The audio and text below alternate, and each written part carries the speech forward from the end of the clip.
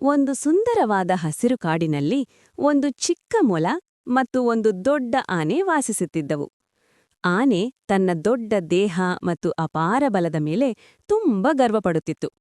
ಒಂದು ದಿನ ಆನೆ ಎಲ್ಲರ ಮುಂದೆ ಹೇಳಿತು, ಈ ಕಾಡಿನಲ್ಲಿ ನನ್ನಷ್ಟು ಶಕ್ತಿಶಾಲಿ ಯಾರೂ ಇಲ್ಲ, ಬಲವಿದ್ರೆ ಎಲ್ಲವೂ ಸಾಧ್ಯ. ಮೊಲ ಶಾಂತವಾಗಿ ನಗುತ್ತಾ ಉತ್ತರಿಸಿತು, ಬಲ ಒಳ್ಳೆಯದು, ಆದರೆ ಬುದ್ಧಿಯೂ ಅದಕ್ಕಿಂತ ದೊಡ್ಡ ಶಕ್ತಿ. ಆನೆಗೆ ಈ ಮಾತು ಇಷ್ಟವಾಗಲಿಲ್ಲ.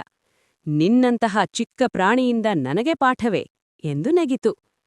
ಕೆಲವು ದಿನಗಳ ನಂತರ ಕಾಡಿಗೆ ಭೀಕರ ಮಳೆ ಬಂತು. ನದಿ ತುಂಬಿ ಹರಿಯತೊಡಗಿತು. ಎಲ್ಲೆಲ್ಲೂ ನೀರು, ಗಾಬರಿ. ಆನೆ ತಪ್ಪಾಗಿ ಮಣ್ಣಿನಲ್ಲಿ ಸಿಲುಕಿಬಿಟ್ಟಿತು. ಎಷ್ಟು ಬಲ ಪ್ರಯತ್ನಿಸಿದರೂ ಹೊರಬರಲಿಲ್ಲ. ಆನೆ ಭಯದಿಂದ ಕಿರಿಚಿತು, ಯಾರಾದರೂ ಸಹಾಯ ಮಾಡೀ.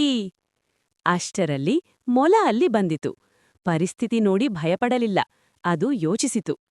ಮೊಲ ತಕ್ಷಣ ಮರದ ಕೊಂಬೆಗಳನ್ನು ಸೇರಿಸಿ ನೀರು ಬೇರೆ ದಾರಿಗೆ ಹರಿಯುವಂತೆ ಮಾಡಿತು. ನಿಧಾನವಾಗಿ ನೀರಿನ ಒತ್ತಡ ಕಡಿಮೆಯಾಯಿತು.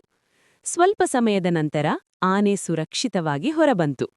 ಆನೆ ಕಣ್ಣಲ್ಲಿ ನೀರು ತುಂಬಿಕೊಂಡು ಮೊಲಗೆ ಹೇಳಿತು, ನನ್ನ ಬಲ ಅಂದು ನನಗೆ ಸಹಾಯ ಮಾಡಲಿಲ್ಲ, ನಿನ್ನ ಬುದ್ಧಿಯೇ ನನ್ನ ಜೀವ ಉಳಿಸಿತು. ಆ ದಿನದಿಂದ ಆನೆ ಗರ್ವವನ್ನು ಬಿಟ್ಟು ವಿನಯವನ್ನು ಕಲಿತಿತು. ಮೊಲ ಮತ್ತು ಆನೆ ಉತ್ತಮ ಸ್ನೇಹಿತರಾದರು. ಕಥೆಯ ಸಂದೇಶ: ಗಾತ್ರ ದೊಡ್ಡದಿರಬೇಕೆಂದಿಲ್ಲ, ಬುದ್ಧಿ ದೊಡ್ಡದಿರಲಿ. ಗರ್ವವಲ್ಲ, ವಿನಯ ಮತ್ತು ಜ್ಞಾನವೇ ನಿಜವಾದ ಶಕ್ತಿ.